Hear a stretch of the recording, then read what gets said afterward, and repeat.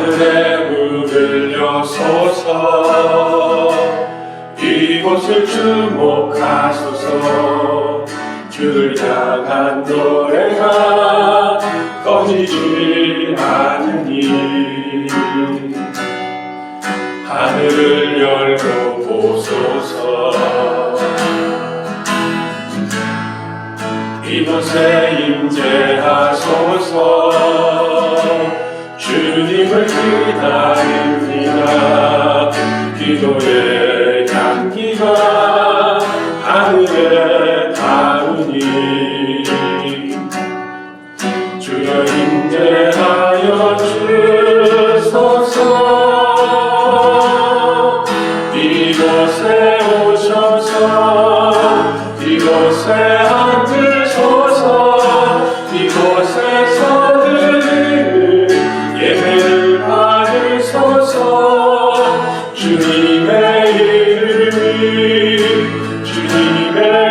이름만이 오직 주의 이름만 이곳에 있습니다. 이곳에 오셔서 이곳에 앉으소서. 이곳에서 드리는 예배를 받으소서. 주님의 이름만이 오직 주의 이름만 이곳에 있습니다.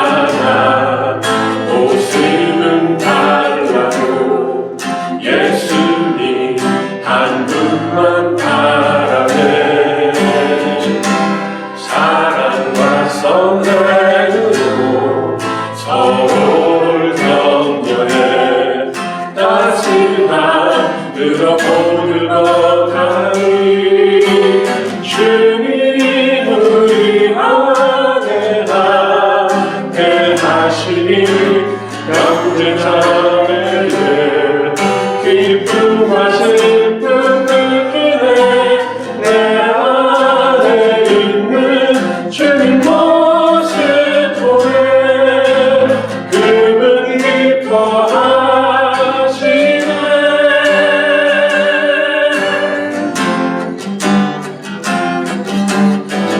주님 우리 통해 계획하시니 부족한 입술로 찬양하게 하시니 주님 우리 통해 계획하시니 너를 통해 하시니 기대해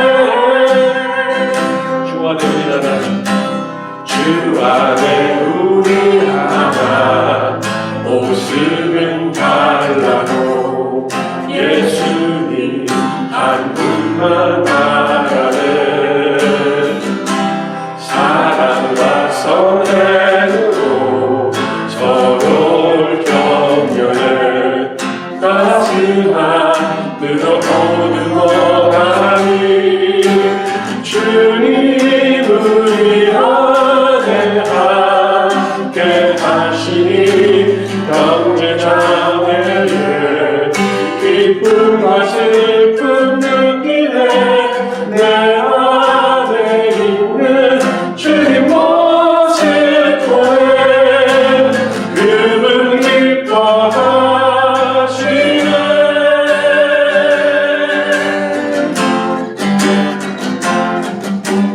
주님 우리 통해 계획하시니 부족한 입술로 찬양하게 하시니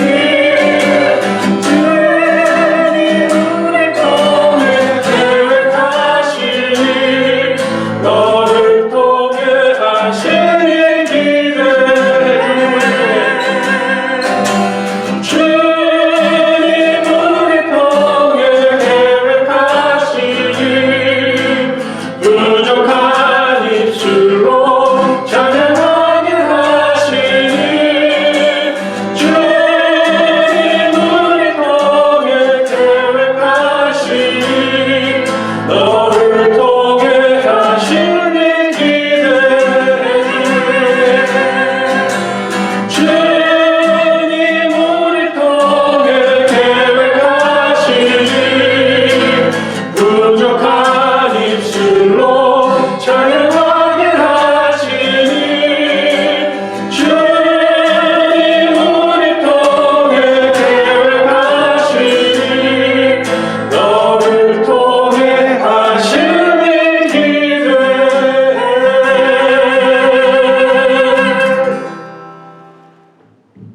사랑의 하나님 감사를 드립니다. 오늘도 주님께서 저희들을 향하여 계획하신 것이 있기에 저희들 이 자리에 나온 줄 믿습니다.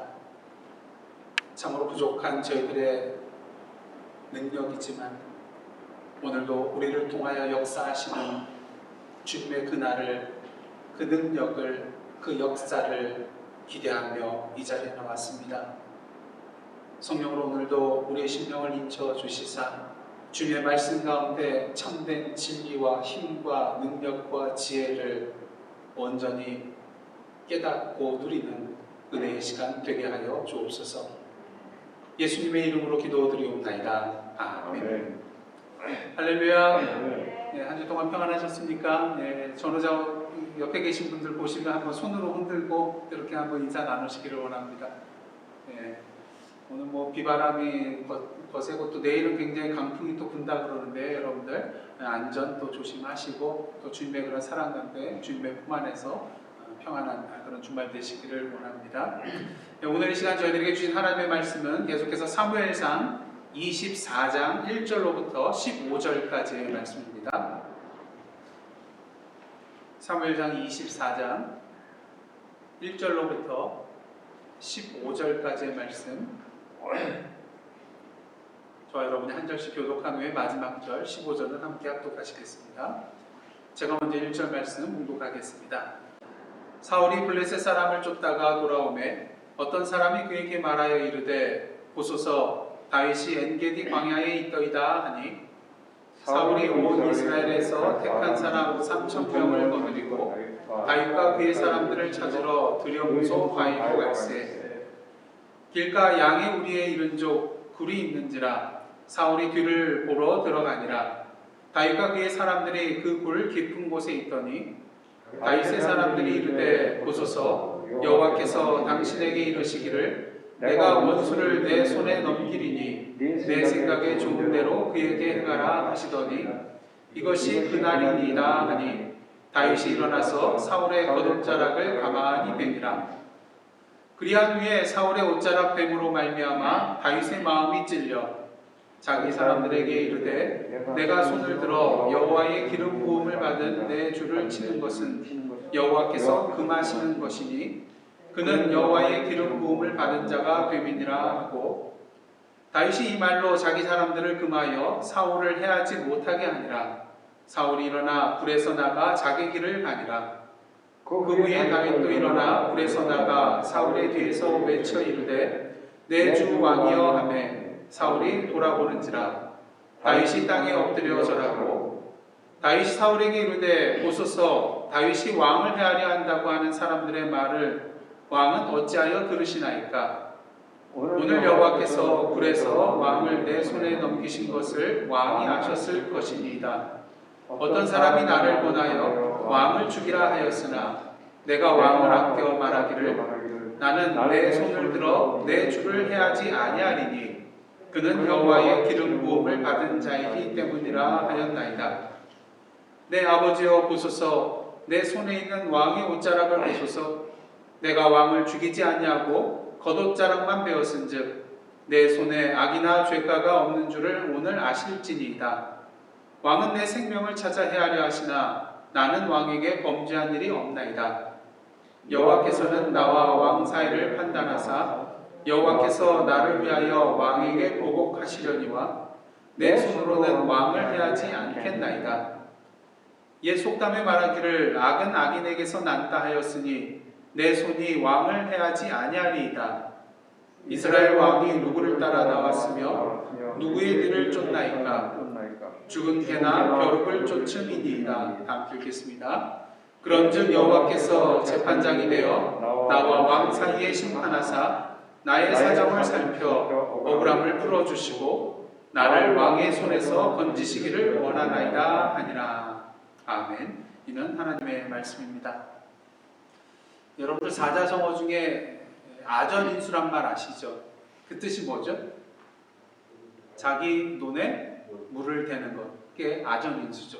근데 여러분들 한자어를 보시면은 나자에 그 다음에 뭡니까? 밭전자죠. 근데 여러분들 뭐라고 해석을 하셨어요? 자기 논에. 밭하고 논은 엄연히 다릅니다. 밭은 그렇게 물을 대서 하는 데가 아니거든요. 그런데 왜 아전인수를 자기 논에 물을 댄다 이렇게 해석을 하게 됐을까요? 그 이유가 있습니다. 사실 이 사자성 아전인수란 말은요 일본에서 유래됐다고 합니다. 그래서 이 아전인수가 자기 논에 물을 대는 걸로 해석이 된다는 거예요. 그 이유가 뭐냐면요 사실 여러분들 논을 뜻하는 한자가 뭐죠? 답이란 말 쓰죠. 그래서 논답자를 쓰는데 이게 순수한 중국어 한자가 아니래요. 우리나라에서 만든 거래요. 그래서 중국에서는요 논을 뜻할 때는 물을 대는 밭이기 때문에 수전이라고 그렇게 표현을 한다고 합니다. 근데 우리나라 사람들은 수전이란 말은 안 쓰고요. 그 물수자를 밭전자 위에 붙여가지고 논답자를 만들어서 그래서 답이라는 말을 통해서 논을 표현을 했대요. 그렇다면 일본은 어떻게 표현했을까? 일본에는요, 대부분 논농사를 짓는 사람이 많대요. 밭농사를 짓는 사람이 거의 없다고 합니다. 화전민이나 밭농사를 짓고 나머지 모든 사람들은 논농사를 짓는데 이제 관계소를 만들어 가지고 관계 시설을 만들어 가지고 물을 채워놨다가 이렇게 이제 논에 물을 대고 이렇게 하는 그런 논농사를 많이 지었다고 합니다. 그래서 일본에서는요 밭전자를 쓰면 그냥 논을 뜻하는 그런 말이 됐고요. 특별히 밭을 말할 때는 화전민이 대부분이었기 때문에 화전전자를 만들어 가지고 밭을 이렇게 뜻했다고 합니다. 그래서 이 일본 사자성어가 우리나라로 들어왔기 때문에 그냥 그대로 이것이 내 밭에 물을 대는 게 아니라 일본 표현을 따라서 내 논에 물을 대는 것 그렇게 쓰이게 되었다고 합니다. 그래서 이 유래를 아시면은 왜 논답자를 안 쓰고 밭전자를 썼는가 이해하시게 될 겁니다. 근데 이 아전인수란 말이 뭡니까? 자기에게만 이롭게 하기 위해서 자신의 생각과 행동을 이기적으로 하는 것, 이것을 아전인수라고 하죠. 요즘 한국 전기판을 보시면 어떤 말이 유행을 하고 있습니까? 네 글자 말이 유행을 하는데 내로 남불. 내가 하면 로맨스요, 남이 하면 불륜이다. 그래서 내로남불이라는 말을 쓰는데 사실 어떻습니까? 지금 뭐 한국의 민주당이나 또 무슨 당이죠? 국민의힘 야당과 여당과 야당을 보시면 어떻습니까? 비슷하거나 똑같은 사건이 터졌을 때요 상대방 당에 대해서는 굉장히 비난을 합니다. 강도를 높여요. 하지만 자기 당에서 이러한 일이 일어나면 어떻습니까? 뭐 그럴 수도 있고 또 변명을 하고 합리화시킵니다. 그런 면에 있어서 이 내로남불이라는 말도 사실은 어쩌면 아전인수에 해당되는 그런 말이라고 할 수가 있겠죠. 그렇다면 이런 아전인수의 모습이 정치권만의 문제일까? 그렇지 않다는 것입니다. 우리 신앙생활 가운데서도 이런 아전인수의 모습이 상당히 많이 나타나게 된다는 것이죠. 그렇게 하나님께서 오늘 본문을 통하여서 우리에게 아전인수의 신앙생활에서 벗어나라고 말씀해주고 계십니다. 지난주 저희들은 다윗이 사울에게 붙잡힐 그런 절체절명의 위기의 순간 속에서 하나님께서 은혜를 베풀어 주셔서 어떻게 하십니까? 갑자기 전령이 오게 해가지고 블레셋이 우리 땅을 침공합니다. 급전을 보내게 해가지고 사울로 하여금 어쩔 수 없이 다시 돌아가게 만드는 그런 사건이 일어납니다. 하지만 그렇다고 사울이 다윗을 쫓는 일을 완전히 포기한 것이 아니었습니다. 그래서 오늘 본문을 보시면 사울에게 다윗이 엔게디 광야에 있다는 그런 정보를 누군가 알려주게 되고요. 사울은 그가 택한 3,000명 정예 군사를 이끌고 다윗을 잡으러 가는 것을 보게 됩니다. 근데 가는 길에 동굴에 가서 사울이 용변을 보게 되는데요. 마침 그 굴 안에 누가 있었습니까? 다윗과 그의 사람들이 거기에 숨어 있었던 것이죠. 엔게디 광야는 그 동굴이 많은 그런 지역입니다. 그래서 숨어 지내기가 아주 용이한 곳이기 때문에 다윗과 그의 군사들이 거기에 숨어 있었던 것이죠. 근데 하필이면 사울이 다윗과 그의 군사들이 숨어 있는 그 동굴로 들어가서 용변을 보게 된 거죠. 문제는 홀몸으로 무방비 상태로 말입니다. 그래서 우리가 보기에는 그 수많은 동굴 가운데 사울이 거기에 용변을 보러 갔다는 것은 우연 같지 않은 필연의 사건이었음을 우리는 눈치를 채게 되는 것이죠. 그렇게 다윗의 사람들이 이 사실에 대해서 뭐라고 말을 합니까? 오늘 4절 말씀 상반절을 보시면 이런 말을 해요. 다윗의 사람들이 이르되 보소서 뭐라고 합니까? 여호와께서 당신에게 이르기를 내가 원수를 네 손에 넘기리니 네 생각에 좋은 대로 그에게 행하라 하시더니 이것이 바로 그 날이니이다. 다윗의 사람들이 여호와의 말씀까지 인용하면서 바로 오늘이 그날입니다. 하나님께서 주신 절호의 기회입니다. 사울을 칠 바로 기회입니다. 이렇게 말하는 것을 보게 됩니다. 여러분이 다윗이라면 이러한 상황에 대해서 어떻게 하시겠습니까? 하나님이 정말 나와 함께 하시는구나. 이제 도망자의 생활도 끝이구나. 그동안 도망다니느라고 힘들었던 내 생활 이것으로 끝이구나. 아마 이런 생각을 하지 않았을까. 드디어 하나님께서 나를 이스라엘의 제2대 왕으로 오르게 해주시는구나. 아마 이런 생각을 했을 수도 있을 것입니다. 하지만 이런 상황 가운데 다윗이 어떻게 하고 있습니까? 일어나 칼을 듭니다. 하지만 사울의 목을 베는 것이 아니라 어떻게 하죠? 여러분이 잘 아시는 사울의 옷자락만 끝을 뵈게 되는 것을 보게 됩니다. 다윗이 왜 그랬을까요? 오늘 본문 6절을 보시면 그 이유를 알 수가 있는데요. 다윗이 말합니다. 자기 사람들에게 이르되 내가 손을 들어 여호와의 기름 부음을 받은 내 줄을 치는 것은 여호와께서 금하시는 것이니 그는 여호와의 기름 부음을 받은 자가 됨이니라. 사실 누가 봐도 오늘 본문의 상황은요, 사울에게 쫓겨다니던 다윗의 열세를 단번에 역전시킬 수 있는 하나님이 주신 절호의 기회라고 여길 수가 있는 그런 상황이었습니다. 그렇게 다윗과 함께 있는 사람들도 이것은 하나님께서 주신 바로 약속하신 그날입니다 라고 말하는 거 아니겠습니까? 하지만 다윗은 모든 사람이 다 예스라고 말하여도 노라고 말할 줄 아는 사람이었어요. 왜? 그들이 말하는 그 하나님의 그 날이 아니라고 그는 분명히 알고 있었기 때문인 것입니다. 물론 사울을 죽일 수 있는 그런 절호의 기회였어요. 하지만 다윗은 지금 자신의 맞이한 그런 상황에 대해서 다른 생각을 하고 있었습니다. 그는 이러한 상황 속에서 과연 하나님의 생각과 뜻은 무엇인가, 이것을 먼저 생각했던 것이죠. 우리는 종종 우리 앞에 펼쳐지는 그런 상황에 대해서 나의 감정과 욕심에 치우쳐서 내 멋대로 판단하고 생각하고 그것을 하나님의 뜻이라고 말할 때가 종종 있습니다. 어쩌면 저 자신도 그럴 때가 있는 것 같아요.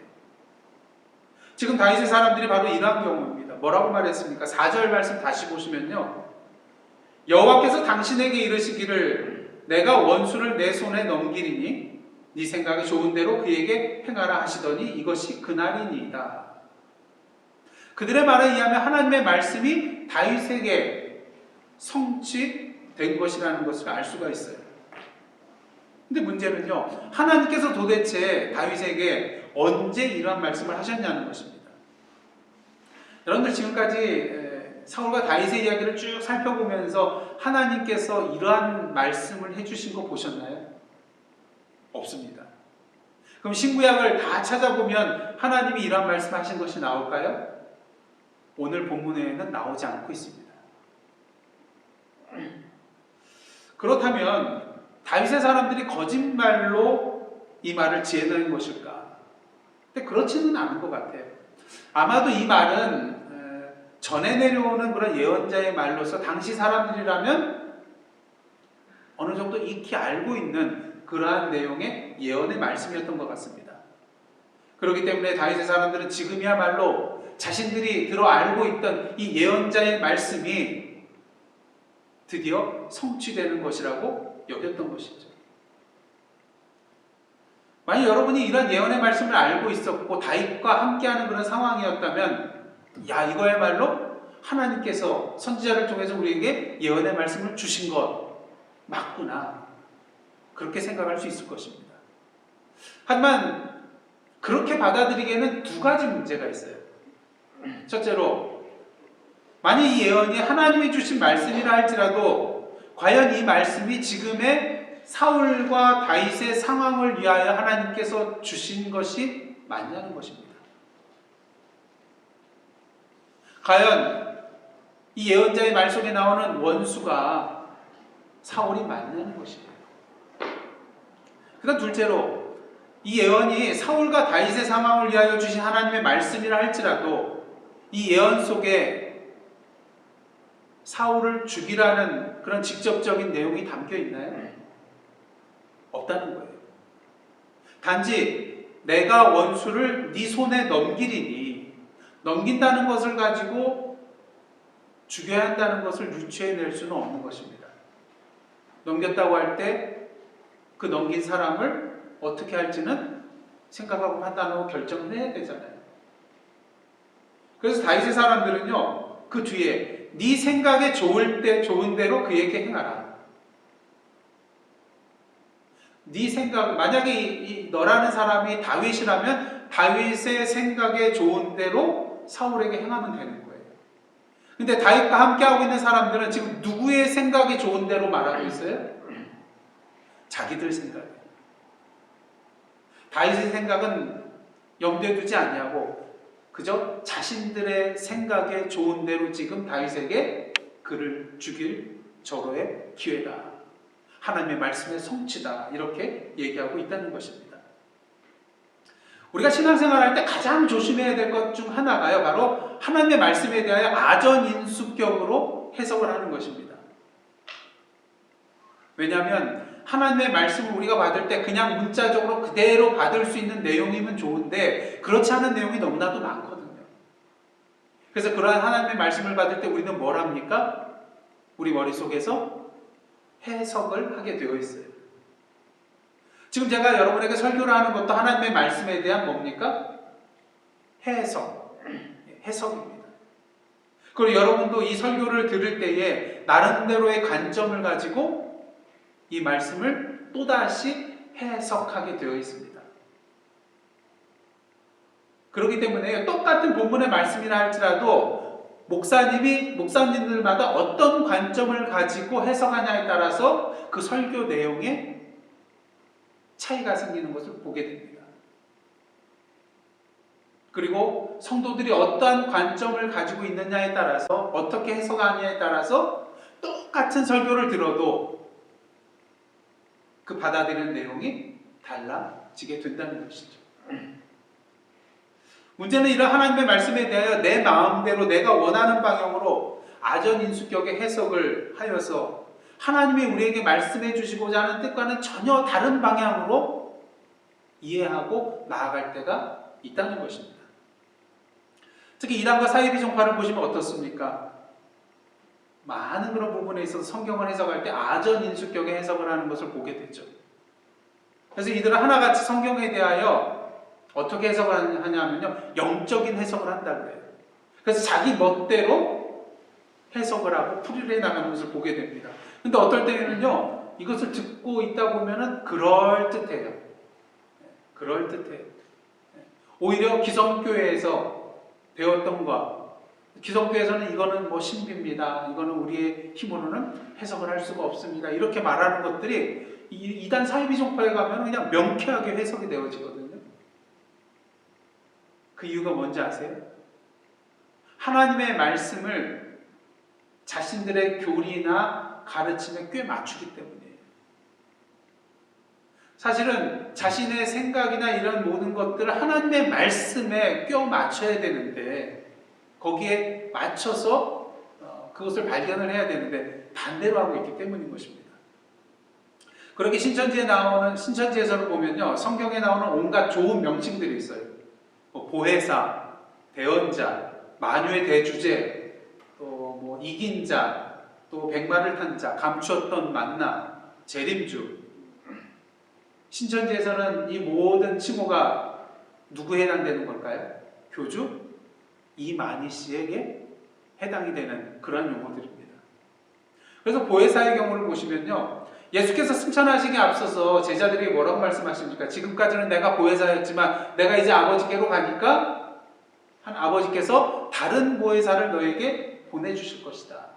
그분이 누구예요? 예, 성령 하나님이시죠. 근데 신천지에서는 그 다른 보혜사가 누구라고 말해요? 이만희 씨라고 하는 거예요. 예.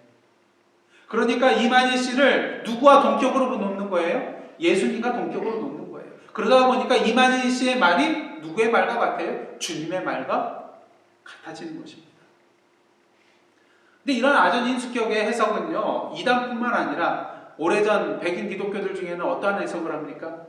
흑인들을 노예로 부리고 또 착취하고 억압하기 위해서 지배자의 입장에서 그 관점을 가지고 성경을 보다 보니까 이상한 해석이 나와요. 그래서 흑인들에게는 이게 없대요. 뭐가 없다 그랬을까요? 영혼이 없다. 영혼이 없으니까 인간이 아니잖아요. 짐승과도 같은 존재잖아요. 그러면서 흑인들을 억압하고 착취했다는 것이죠. 또한 일부 기독교 남성들은 성경에서 여성은 남성보다 더 열등한 존재다. 그 근거로 주로 어디에서 돼요? 하나님께서 하와를 창조하실 때 어떻게 합니까? 남자의 갈비뼈에서 취해서 했기 때문에 여성은 남성의 종속적인 존재요, 또 의존적인 존재요, 부분적인 존재요, 열등한 존재다. 이렇게 해석을 해가지고 여성에 대해서 비하하거나 차별하는 그런 경우가 있습니다. 제가 한국에서 소속된 그런 교단 지금 통합 측인데요. 거기서는 여성 안수 문제 때문에 뭐 총회에서 문제가 있었던 적이 있었어요. 근데 어느 장로님께서 이제 총회 열리는 곳에 뭘 가지고 나타나셨냐면요. 갈비뼈 하나를 들고 나타나셔가지고 반대 집회를 하시는 그런 참으로 웃지 못할 그런 해프닝도 있었습니다. 지금은 뭐 다 여성 안수 받고 목사님도 되고 장로님도 나오고 그렇게 하는데요. 저 어렸을 때만 해도 그런 일이 있었어요. 근데 이렇게 성경을 아전인수격으로 해석하는 문제가 그들만의 문제는 아니라는 것입니다. 바로 오늘 저와 여러분의 문제일 수도 있다는 것입니다. 어떨 때는 내 상황과 형편에 하나님의 말씀을 억지로 끼워 맞추려고 할 때가 있잖아요. 그래서 내 뜻에 맞지 않는 하나님의 말씀은 과감히 버리고 내 뜻에 맞는 말씀만 골라서 굳게 붙들 때가 있다는 것입니다. 그래서 그 말씀만 굳게 붙들고 믿습니다. 이렇게 할 때가 많이 있다는 것이죠. 그러면서 내 뜻대로 생각하고 판단하고 행동하면서 그것이 누구의 뜻이라고 말해요? 하나님의 뜻입니다. 그렇게 말을 한다는 것이죠. 그래서 목사님들 중에도 뭐 사입이나 이런 쪽에 가까운 분들은 뭐라고 교인들을 협박해요? 이것이 하나님의 뜻이라고 하면서 교인들을 협박할 때가 있다는 거예요. 그럼 교인들은 어떻습니까? 혹시나 정말로 그렇다면 어떨까 하는 그런 마음 때문에, 두려움 때문에 잘못된 그 목자, 사건 목자의 그런 길을 쫓아갈 때가 있게 되는 것이죠. 근데 성경에서뿐만 아닙니다. 우리가 기도 생활할 때도 마찬가지입니다. 기도는 누구의 뜻을 내려놓는 거예요? 나의 뜻을 내려놓고 누구의 뜻을 세우는 거예요? 하나님의 뜻을 세우는 것이 바로 올바른 기도잖아요. 그래서 나의 뜻을 꺾고 하나님의 뜻을 세우는 것이 참된 기도인데 종종 우리는 어떻습니까? 나의 뜻을 꺾기보다는 누구의 뜻을 꺾어요? 하나님의 뜻을 꺾어요. 우리가 기도하면서 나무뿌리 하나 뽑는다고 하잖아요. 근데 문제는 하나님의 뜻을 세우기 위하여 나무뿌리를 뽑으면 좋은데 하나님의 뜻을 꺾고 내 뜻을 세우기 위하여 나무뿌리를 뽑으려고 할 때가 있다는 거예요. 이것도 아전인수격의 기도라고 할 수가 있다는 것입니다. 하지만 오늘 본문의 다윗은 그렇게 하지 않았습니다. 그는 사울의 목을 베지 아니하고 그의 겉옷자락만 베게 되죠. 겉옷자락을 벤 이유는 무엇이겠습니까?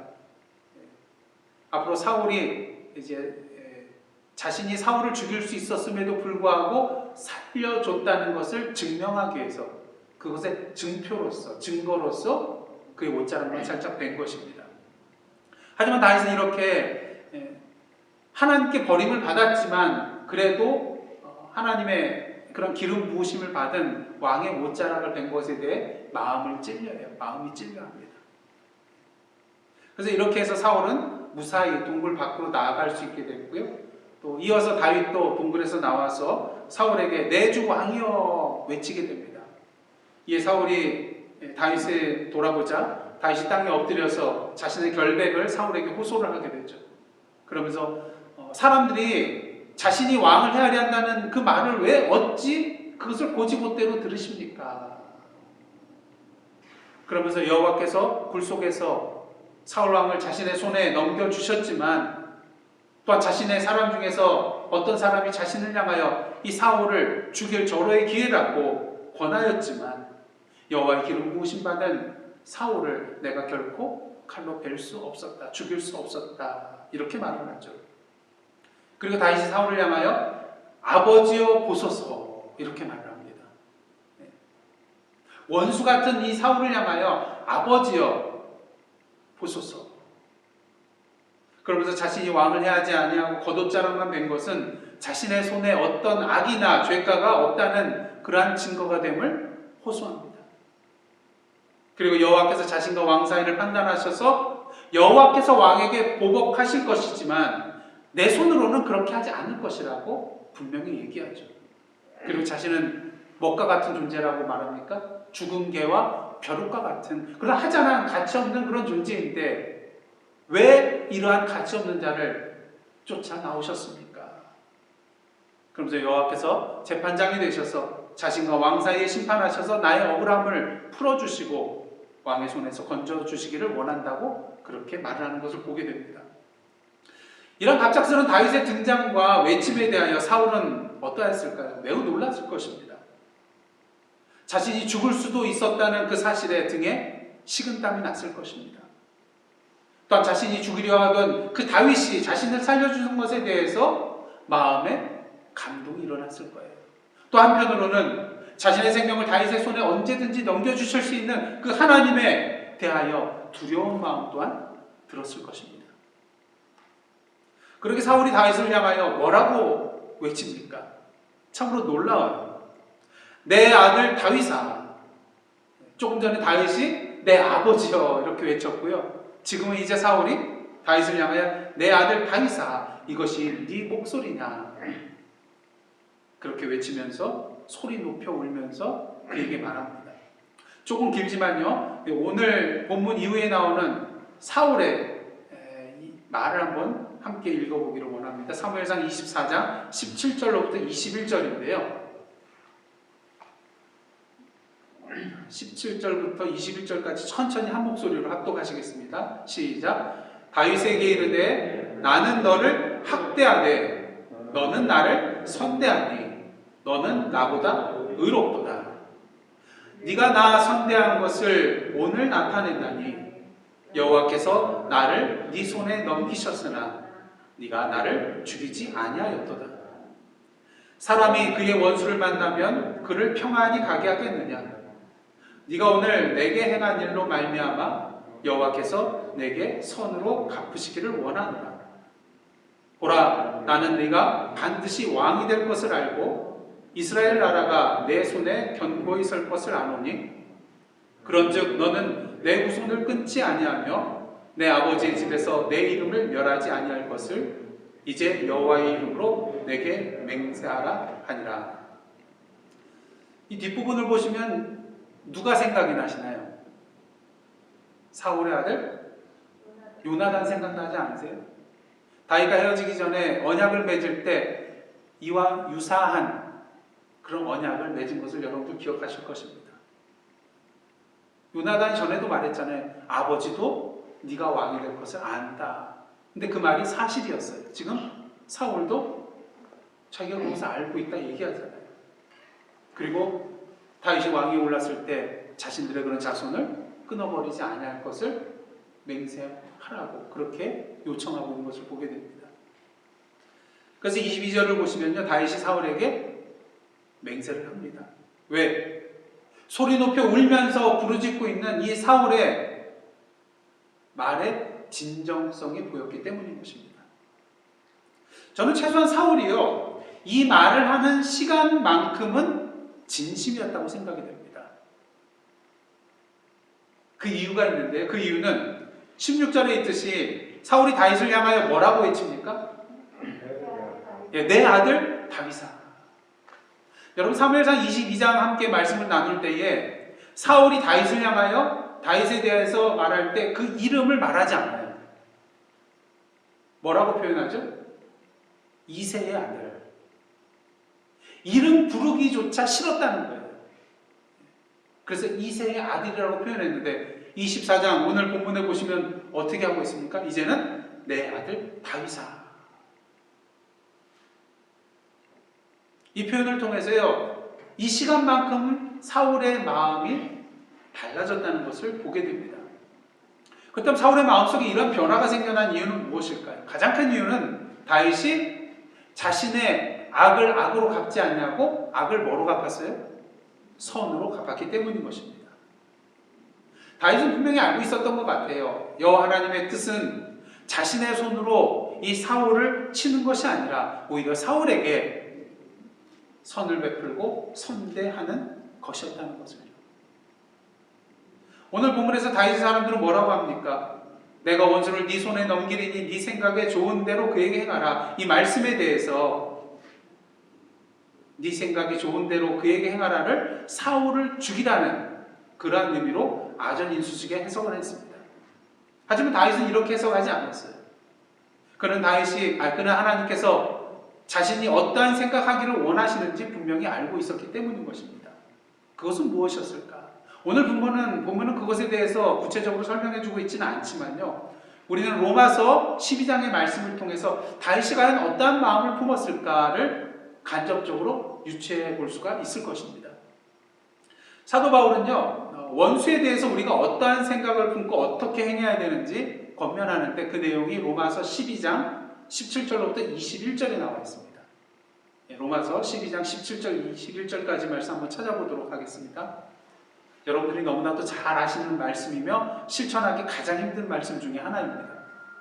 로마서 12장 17절로부터 21절까지의 말씀,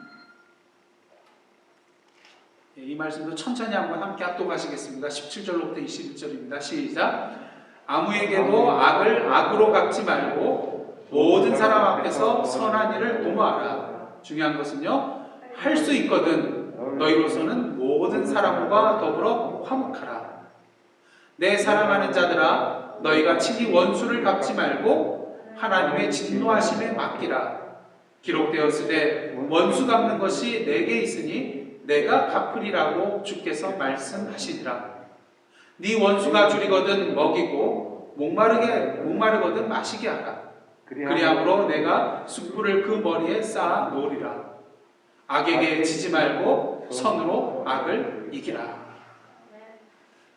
사도 바울의 그런 권면의 말씀이지만 이 내용을 보시면 어떻습니까? 사울에 대한 다윗의 모든 생각과 말들과 행동들이 이 구절들과 딱 들어맞고 있는 것을 보게 된다는 것이죠. 특히 20절을 보시면 사울이 다윗을 향해 왜 소리를 높여 울었는지 분명히 알게 됩니다.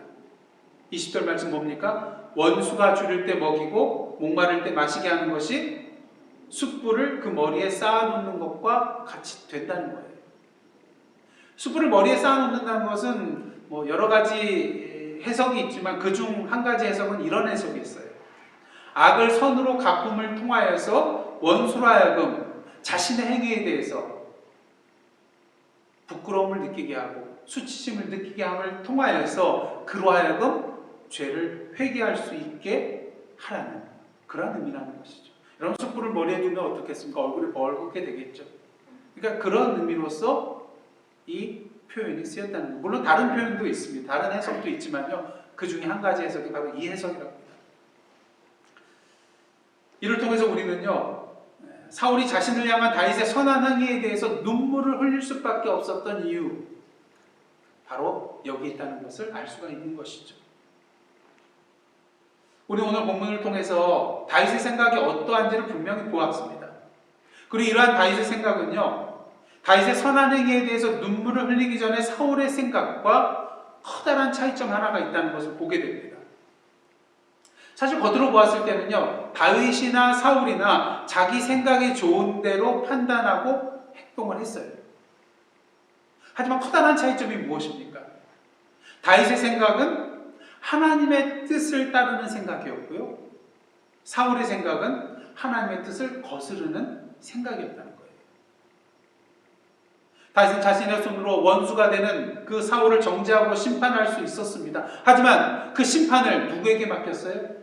하나님의 손에 맡겼다는 것이죠. 그리고 오히려 사울에게는 그가 회개할 수 있는 기회를 주었다는 것입니다. 하지만 오늘 사건 이전에 사울의 모습을 보시기를 원합니다. 오늘 본문 20절을 자세히 보시기를 원합니다. 사울이 뭘 알고 있었어요? 20절 보시면 다윗이 뭐 될 것을요? 왕이 될 것을 알고 있었고요. 이스라엘의 나라가 누구의 손에 경고에 설 것? 다윗의 손에 경고에 설 것을 알고 있었어요. 지금 알게 된 사실이 아니라는 거예요. 이미 이전에 알고 있었다는 것입니다. 아마 다윗이 블레셋 장수 골리앗을 무너뜨렸을 때 그때부터 아마 어렴풋이 알고 있지 않았을까, 그런 생각을 해보게 됩니다. 무엇을 말합니까? 사울은 하나님의 뜻을 따르는 자가 아니라 하나님의 뜻을 거스르는 자였다는 것이죠. 사실 사울이라는 이름은요, 히브리어 그 어원이 샤알이라는 그런 동사에서 나왔는데, 이 샤알이라는 단어는요, 묻다, 여쭙다, 간구하다 이런 의미를 가지고 있습니다. 그래서 사울이 정말 자신의 이름값을 한다면 어떤 자가 되어야 돼요? 뭐든지 하나님께 묻고 여쭙는 자가 되어야 한다는 것이죠. 하지만 사울은 자신의 이름값을 하지 못하였습니다. 아말렉을 진멸하라는 하나님의 헤렘의 명령을 어기고 어떻게 합니까? 좋은 것들을 남겨두잖아요. 아가왕을 살려두잖아요. 그럼에도 불구하고 선지자 사무엘 앞에서 뭐라고 합니까? 당당하게 내가 여호와의 명령을 행하였나이다. 자신 있게 대답을 합니다. 이 사울의 대답을 봤을 때 아마 자기가 정말 하나님의 명령을 지키고 있다고 그렇게 생각했을지도 모르겠어요. 그러게 하나님께서 사울을 왕으로 세우신 것을 후회하시고 다윗을 2대 왕으로 정하시잖아요. 하나님께서 오늘도 저와 여러분을 향하여 네 생각에 좋은 대로 행하라고 말씀하고 계십니다. 근데 중요한 건 우리 앞에 두 가지 생각이 있다는 거예요. 하나님의 생각을 자신의 생각으로 받아들이고 나아갔던 다윗의 생각, 그리고 자신의 생각을 하나님의 생각이라고 여기고 나아갔던, 아전인수격으로 받아들이고 나아갔던 사울의 생각입니다. 우리는 이 두 사람을 통하여 우리의 생각이 어떠해야 할지 분명히 보게 됩니다. 하나님 앞에서 우리의 생각은 아전인수격의 생각이 되어서는 안 되며 오히려 역지사지의 생각이 되어야 한다는 거예요. 역지사지란 말이 무엇입니까? 입장을 바꿔서 다른 사람의 처지에서 생각하는 것을 말합니다. 우리 그리스도인은요, 하나님 앞에서 아전인수로 나아가면 안 된다는 거예요. 항상 역지사지로 나가야 된다는 거예요. 하나님의 입장에서 하나님의 생각이 무엇인지, 하나님의 뜻이 무엇인지, 하나님이 원하시는 것이 무엇인지 이것을 온전히 보고 깨닫고 그 하나님의 생각을 내 생각으로 품고 나아가야 한다는 것이죠. 사랑하는 성도 여러분, 하나님께서 오늘도 여러분의 생각하기에 좋은 대로 행하기를 원하고 계십니다. 하지만 단 한 가지 분명히 할 것은 그 생각은 아전인수의 사울의 생각이 아니라 하나님의 입장에서 하나님의 뜻을 먼저 생각하는 역지사지의 다윗의 생각이 되어야 한다는 것이죠. 우리가 이러한 생각으로 나아갈 때 어떠한 일이 일어납니까? 사울이 내 아들 다윗아 부르며 소리를 높여 울부짖는 놀라운 변화의 사건, 손으로 악을 이기는 사건, 숯불을 원수의 머리에 쌓아놓는 그 사건을 저와 여러분의 삶 가운데 분명히 경험하게 되실 것입니다. 내 생각에 좋은 대로 행하라. 오늘도 다윗의 생각의 자리, 역지사지의 자리에 서라는 주님의 말씀입니다. 기도하시겠습니다. 네 생각에 좋은 대로 행하라. 하나님, 그 생각이 사울의 생각이 아닌 다윗의 생각이 되게 하옵소서. 그 생각이 바로 여호와 하나님의 생각이 되게 하여 주옵소서. 그래야 오늘도 악을 악으로 갚지 아니하며 악을 선으로 갚음을 통하여서 선으로 악을 이겨 나아가는, 오늘도 하나님의 역사하심과 변화케 하시는 그 놀라운 은혜의 역사를 목도하며 나아가는 오늘의 다윗이 되게 하여 주옵소서. 예수님의 이름으로 기도드리옵나이다. 아멘.